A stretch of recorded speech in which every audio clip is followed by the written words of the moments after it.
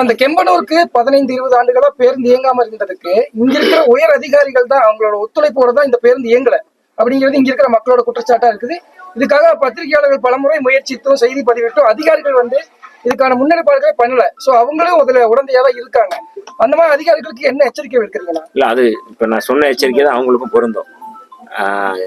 அதிகாரிகள் அரசு அதிகாரிகள், மக்களுடைய சேவகர்கள், மாண்புமிகு முதல்வர் அவர்கள் எப்போதுமே அதான் சொல்றாங்க. அமைச்சர்களே சேவகர்கள் தான் சொல்றாங்க. அப்ப அப்படிப்பட்ட ஒரு சொல்ல அதிகாரிகள் இந்த மாதிரி பாகுபாட்டோடு, சாதிய பாகுபாட்டோடு, அந்த கண்ணோட்டத்தோடு செயல்பாடுவார்கள். ஆனால் அவர்கள் தொடர்ந்து அவர்கள் பணியில நீடிக்க முடியாது என்பதைத்தான் நம்ம எச்சரிக்கை கடமைப்பட்டிருக்கோம். ஆகவே அவர்களாவே அந்தந்த பகுதியில இந்த மாதிரி பிரச்சனை இருக்குன்னா அவர்களே முன் இந்த வேலையை செய்யணும் அப்படிங்கிறத நாங்கள் கேட்டுக்கிறோம். இந்த கடந்த காலத்துல விட்டுருங்க. இப்ப இனிமேலாவது தீவிரமா என்ன அரசியலமைப்பு சட்டத்துல என்ன சட்டத்தின் அடிப்படையில் இருக்கோ அதை செயல்படுத்த வேண்டும், நடைமுறைப்படுத்தணும். புதுசா நடைமுறைப்படுத்தணும்னு நம்ம சொல்லல, ஏற்கனவே இருந்ததை நடைமுறைப்படுத்தணும் அப்படிங்கிறத நம்ம தமிழக வெற்றி கழக அரசு போதைப் பொருளுக்கு பல்வேறு முயற்சிகள் பண்ணிருக்காங்க, நடைமுறைப்படுத்தியிருக்காங்க. இப்ப தொண்டாமுத்தூர் பகுதியில பாத்தீங்கன்னா வடநாட்டு சேர்ந்தவங்க தான் நிறைய பேர் இருக்காங்க. குறிப்பா தொண்டாமுத்தூர் பகுதியில கஞ்சா பழக்கம் அதிகமா இருக்கு, லாட்ரி அதெல்லாம் தொடர்ந்து நடைபெற்று இருக்கு.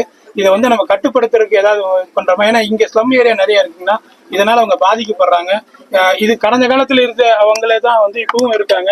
எந்த ஒரு அரசு அதிகாரி யாருமே இந்த மாற்றப்படாதனால தொடர்ந்து இது நீடிட்டு இருக்குது. எப்படி நான் பாக்குறோம், செயல்படுத்துறதுக்கு என்ன திட்டம் கொண்டு? இல்ல, போதைப் பொருளை தடுக்கிறதுக்கு உண்டான இரும்பு கரம் கொண்டு நாங்க எல்லா முயற்சியும் எடுத்துக்கொண்டுதான் இருக்கிறோம். இது எல்லாருக்கும் உண்டான பொறுப்புகள். இது அரசாங்கத்துக்கு மட்டும் பொறுப்பு என்று நம்ம ஒதுக்கி தள்ள முடியாது.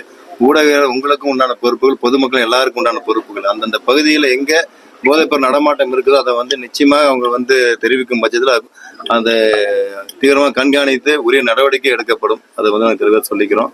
அதே போல எல்லா இடங்கள்லயும் எல்லாருக்கும் உண்டான பொறுப்புகள். சமூகத்துல இன்றைய மாணவர்கள் இன்று சீரடைகிறார்கள், நாளைக்கு அது நம்மளுடைய வீட்டில் இருக்கக்கூடிய குழந்தைகளும் அதை பாதிக்கப்படுவாங்கிறது எல்லாம் உணர்ந்து செயல்படுத்த வேண்டும். இன்னைக்கு யாரோ ஒருத்தங்க ஒரு பிள்ளைகள் கெட்டு போறாங்க சொல்ல கடந்து போற விஷயங்கள்ல நாளைக்கு எல்லாரோட வீட்டுக்குள்ளேயும் இது நடக்கும் என்பதை உணர்ந்து செயல்படுத்த வேண்டும் கேட்டுக்கிறோம்.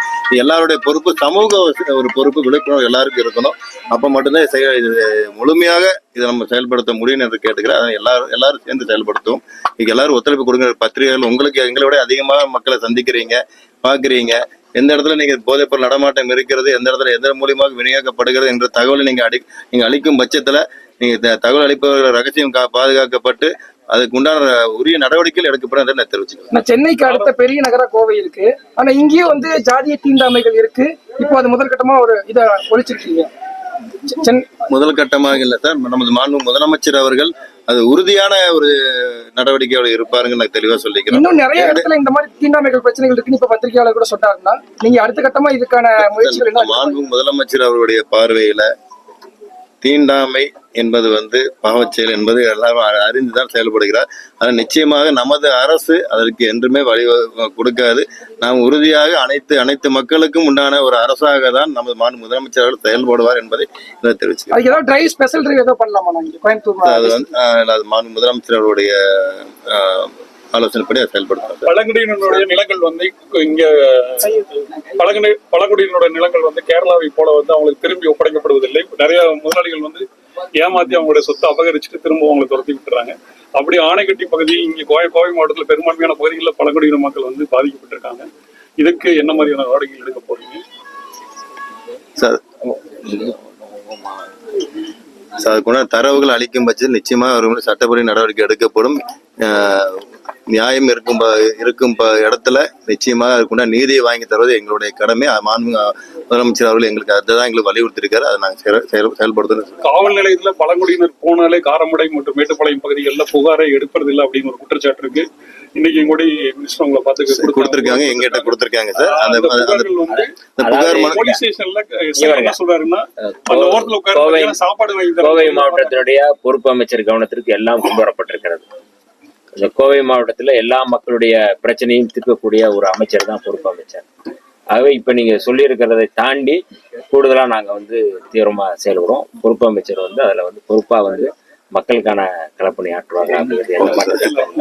இறுதியா ஒரு கேள்வி. வால்பாறையில தேயிலை தோட்ட தொழிலாளர்களுக்கு கடந்த 2021ஆம் ஆண்டு திமுக அரசு வந்த உடனே ஒரு ஜியோ போட்டாங்க. 434 ரூபாய் கூலி உயர்வு கொடுக்குறேன்னு சொல்லிட்டு 380 ரூபாய் இது நாள் வரை அமுல்படுத்தப்படவில்லை.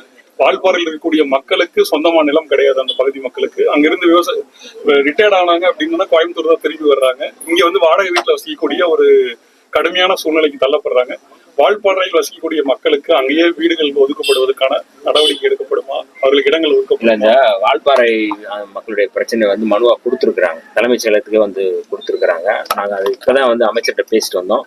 வால்பாறைக்கு நம்ம தனியா போய் அவங்களுடைய மக்களுடைய பிரச்சனையை வந்து கண்டறிஞ்சு அவங்களுடைய தேவைகளை வந்து நம்ம வந்து பூர்த்தி செய்யணும் அப்படின்னு சொல்லியிருக்கோம்.